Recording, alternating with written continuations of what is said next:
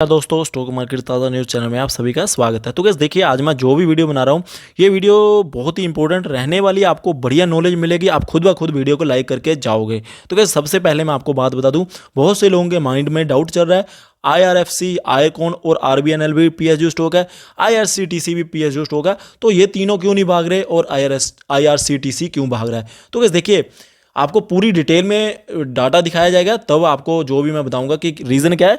तो उससे पहले मैं आपको एक बात बता दूं कि जो IRCTC या 140% की पॉजिटिविटी देखने को मिली है, रिटर्न मिली है देखने को, कहने का मतलब कि पिछले एक साल में, जबकि इसने 1290 के लो लगाए थे, वहाँ से तो एक तरीके का इसने 3 गुना पैसा कर दिया है। तो इस देखिए, अगर मैं IRFC की बात करूँ, यहाँ पे आपको 7% की नेगेटिव रिटर्न मिली हुई है, मतलब कि बिल्कुल ही उससे उल्टी परफॉर्मेंस। और गाइज अगर RBNL में बात करूं तो यहाँ पे भी 43% की तेजी है पिछले एक साल में, जबकि आपको पता होगा कि पिछले एक साल में निफ्टी ही डबल हो गया और ये स्टॉक सिर्फ 43% ऊपर है। और गाइज देखिए, आयरकॉन ने तो 9% की रिटर्न दी है, कोई ज़्यादा रिटर्न नहीं दी है। तो गाइज देखिए, ये सारे के सारे PSU स्टॉक में से सिर्फ IRCTC भागा है, रेलवे स्टॉक है। देखिए, है भी सभी के सभी PSU, सभी के सभी रेलवे स्टॉक, और IRCTC भागा ओनली, बाकी के भागे नहीं। रीज़न क्या है, इवन IRFC ने बहुत बढ़िया परफॉर्मेंस दी, सेल्स में बढ़िया नंबर दिए, ठीक है, सारा कुछ बढ़िया दिया, फिर भी नहीं भाग रहा, और IRCTC भाग रहा है। तो इस देखिए, उसके पीछे का जो लॉजिक है उसकी ओर चलते हैं। तो फर्स्ट ऑफ ऑल गाइज, मैं आपको एक बात बोलना चाहता हूँ कि जो IRFC है ना, IRFC ये अपने आप में एक मल्टी बैगर बन के दिखाएगा आपको। तो मैं आपको ये बात जरूर बोल सकता हूँ, आप ये मत सोच के चलिएगा कि हाँ शायद IRFC सही नहीं है। IRFC भी बढ़िया स्टॉक है, ये आपको मल्टी बैगर रिटर्न लंबे टाइम में देगा, स्लो मूव करेगा, ठीक है। तो अब मैं बात को स्टार्ट करता हूँ। तो गैस देखिए, ये IRCTC का डाटा है और ये है IRFC का। तो गैस देखिए, सबसे पहले मैं आपको बात बता दूँ शेयर मार्केट में काम कैसे होता है। अगर आपके पास कोई प्रोडक्ट है, मैं आपको एक एग्जांपल दे रहा हूँ, अगर आपके पास कोई प्रोडक्ट है, उसकी डिमांड मार्केट में बहुत ज़्यादा और लिमिटेड क्वांटिटी अवेलेबल है मार्केट में, तो कैसे देखिए उसका प्राइस तो बढ़ता ही जाएगा और आपको बेनिफिट होता ही जाएगा। सिमिलरली अगर मैं दूसरा सिनेरियो बनाऊँ कि हाँ आपके पास प्रोडक्ट है, उसकी डिमांड बिल्कुल है ही नहीं, और तो उसका प्राइस तो आपको हो सकता है सस्ते प्राइस के ऊपर भी बेचने को मिले, और अगर उसकी डिमांड चलती रहेगी धीरे धीरे तो आपको स्लो उसका प्राइस ऊपर की ओर मूव करता दिखाई देगा। तो इस देखिए, इस बात को आगे लिंक करेंगे। और सबसे पहले आप सभी को पता होगा कि जो IRCTC है, इनका है मोनोपोली बिजनेस, ठीक है, ये तो सभी को पता होगा, वो भी एक बहुत बड़ी पॉजिटिव चीज़ है, ठीक है। अब गाइस देखिए, अब हम यहाँ पे देखते हैं कि मार्केट कैपिटल कितनी है। मार्केट कैप है IRCTC की 52,720 करोड़, जबकि IRFC की है 30,122.90 करोड़। तो गाइस देखिए, एक्चुअल में बात क्या हुई है, पिछले 2 महीने पहले जो IRCTC है ना, इसकी मार्केट कैप IRFC से कम थी, बट जितना ये भागा है ना 1800 से 3400 का हो गया, तो एक तरीके की इसकी मार्केट कैप डबल ही हो गई है वहाँ से, और इसने पीछे छोड़ दिया IRFC को मार्केट कैप में। तो इस बात को तो हम छोड़ के आगे बढ़ते हैं। सेल्स की अगर हम देखें तो सेल्स में भी IRFC ने काफ़ी बढ़िया परफॉर्मेंस दिया IRCTC के मुकाबले।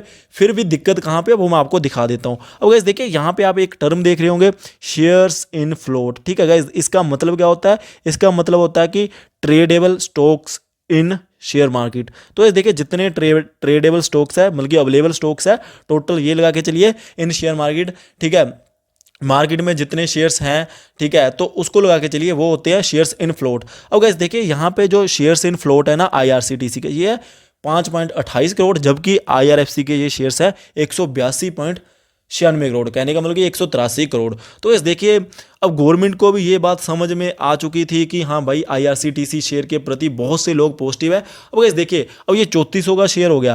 अब जो लोग, कई लोग ऐसे होते हैं जिन्होंने सिप के अकॉर्डिंगली पैसा लगाना होता है। बहुत से लोग होते हैं कि जिन्होंने आज पैसा लगाया, जो बड़े इन्वेस्टर होते हैं वो तो लगातार पैसा लगाते रहते हैं ना, जिन्होंने इन्वेस्टमेंट करनी ही करनी है, हर एक महीने में इन्वेस्टमेंट करनी है। तो जिनको थोड़ी सी नॉलेज होती है ना, उनको ये बात पता थी कि भाई IRCTC एक मोनोपोली बिजनेस है, और इसके कोई शेयर में जो मार्केट में शेयर है वो भी एक लिमिटेड है, तो इसको खरीद के ही चलना चाहिए, ये आगे बढ़ता जाएगा। क्योंकि गाइस देखिए, फिलहाल के लिए कोई ऐसी नेगेटिव न्यूज़ तो है ही नहीं जो कि IRCTC के शेयर प्राइस को इम्पैक्ट करेगी, इसलिए सभी को ये था कि हाँ भाई ये पॉजिटिव रहने ही वाला है, और मार्केट में अवेलेबल भी कम है इन नंबर से ये स्टॉक, तो इसको हम खरीद सकते हैं। तो गवर्नमेंट ने क्या किया, गवर्नमेंट ने ये किया कि जो नए रिटेल इन्वेस्टर है, जिनको प्राइस में महंगा लग रहा है ना ये स्टॉक, गवर्नमेंट ने ये स्टेप ले लिया कि हम यहाँ पे स्टॉक को स्प्लिट कर देंगे, 5.28 करोड़ की जगह 26 करोड़ शेयर बना दिया जाएगा। कैसे बना दिया जाएगा, एक के बदले 5 शेयर कर दिए जाएंगे, स्प्लिट कर दिया जाएगा। तो उससे क्या होगा, शेयर में मार्केट में शेयर्स की लिक्विडिटी बढ़ जाएगी, ठीक है। और जो नए रिटेल इन्वेस्टर है ना, जब इसका प्राइस 600-700 के अराउंड हो जाएगा स्प्लिट होने के बाद, तो और भी वो खरीदेंगे और इसमें और भी पॉजिटिविटी देखने को मिलेगी। अब गाइस देखिए, मैंने आपको शुरू में एक बात बोली थी कि ये शेयर आपको 3000 का होता हुआ दिखाई देगा।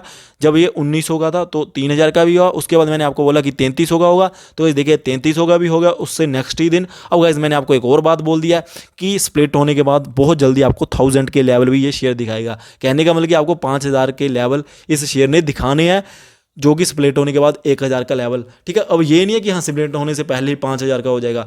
मैं आपको ये बात बोल रहा हूँ, स्प्लिट होने के बाद आपको 1000 का लेवल ये शेयर जरूर दिखाएगा बहुत जल्दी। 2 महीने 4 महीने वो लग बात है कि 2, 4 या 6 महीने में दिखाता है। अब गाइस देखिए, ये बात है इसी शेयर के बारे में कि हाँ इसमें एक तो मोनोपोली बिजनेस है, दूसरा इसका जो सभी को पता है कि भाई ये बिजनेस चलता ही रहेगा, इनका बिजनेस एक्सपैंड ही होता जाएगा, और ये मार्केट में बहुत ही कम क्वांटिटी में शेयर्स अवेलेबल है। तो इनको किसी भी भाव पे लोग खरीदना चाहते हैं, जो थोड़े से पुराने रिटेल इन्वेस्टर है या फिर जो बड़े इन्वेस्टर्स हैं। बाकी जो नए रिटेल इन्वेस्टर वो एक टाइम के लिए इसको इग्नोर करते आ रहे हैं कि हाँ भाई 1800 का हो गया, 1200 से अब कितना भागेगा, नीचे लेंगे। तो देखिए 1800 से 3400 का हो गया, और बाकी मैंने आपको लेवल बता ही दिया कि स्प्लिट होने के बाद 1000 के लेवल भी दिखा देगा। अब गाइस देखिए, सिमिलरली अगर हम बात करें IRFC की, यहाँ पे आप एक बात देख सकते होंगे कि इसके 183 करोड़ शेयर तो ऑलरेडी शेयर मार्केट में है। अब इसका जो प्राइस है वो भी बहुत कम है, ठीक है, 25 रुपये के अराउंड या 24 रुपये के अराउंड ये मिल रहा है शेयर। तो इसमें अब बहुत से लोग ये सोचते हैं कि यार इसमें बोनस मिलेगा, स्प्लिट मिलेगा।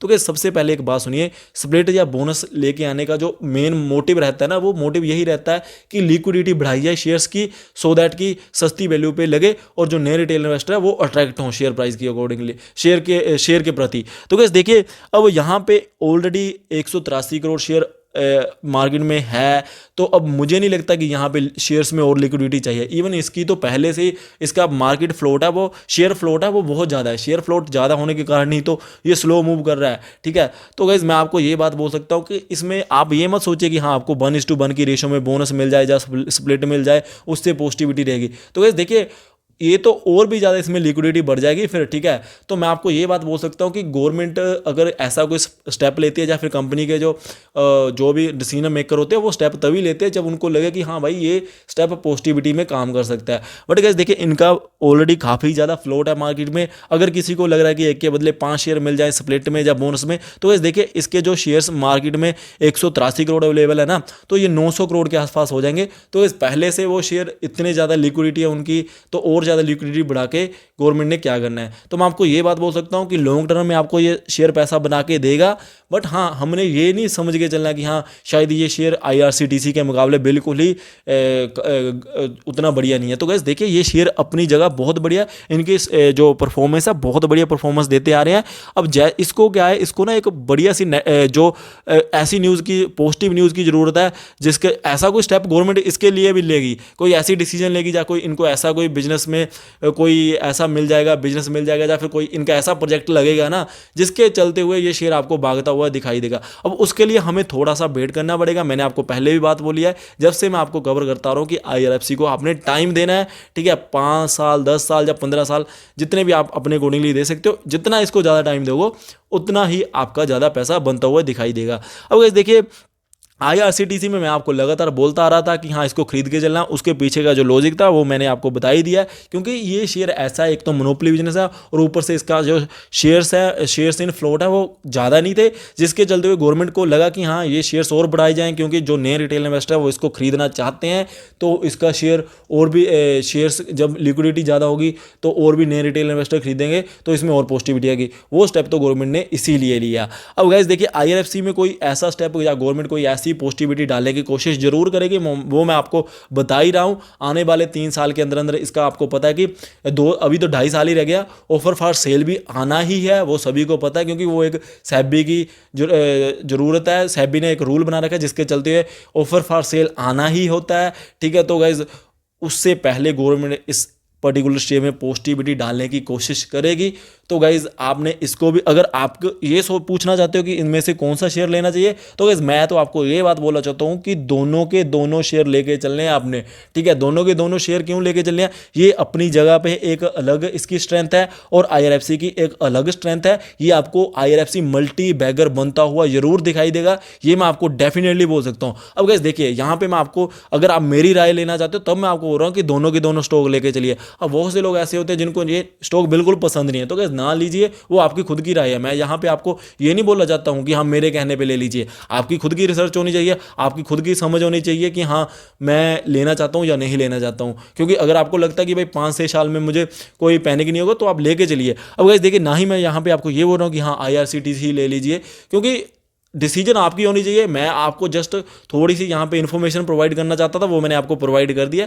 जो भी आपकी डिसीजन होगी, ना तो मुझे, अगर आप IRCTC लोगे ना तो मुझे वहाँ पे कोई बेनिफिट है और ना ही मुझे कोई नुकसान होगा कि अगर आप IRCTC ले लोगे या नहीं लोगे। तो वैसे सिमिलरली अगर आप IRFC ले लोगे या नहीं लोगे, उसमें भी मुझे कोई बेनिफिट या नुकसान नहीं है। जस्ट ये आपको मैंने इन्फॉर्मेशन प्रोवाइड करने के लिए ये बातें बोली थी। अगर आपको इन दोनों में लग रहा है कि हाँ भाई IRFC में पॉजिटिविटी देखने को मिलेगी, जो कि मुझे तो पर्सनली लग रहा है कि आने वाले 5 से 7 साल में आपको मल्टीबैगर रिटर्न देगा ये शेयर, तो आप उसको खरीद के चलिए। अगर आपको नहीं लग रहा तो फिर आप इसको स्किप कर सकते हो, तो आप IRCTC को देख लीजिए। अगर किसी को IRCTC नहीं सही लग रहा तो वो IRFC को देख लीजिए, ठीक है। तो गाइज आई होप कि आपको वीडियो अच्छी लगी है, जो मैंने आपको फैक्ट रखने की कोशिश की है आपको समझ लगी है। तो गाइज वीडियो को लाइक करके चलिएगा, बेल आइकन को प्रेस कर दीजिए ऐसे ही अपडेट्स पाने के लिए। और गाइज देखिए, मोटिवेशन मिलता है आपके लाइक से, तो गाइज तो आपको लाइक तो करना ही चाहिए। Thank you guys for watching. जय हिंद।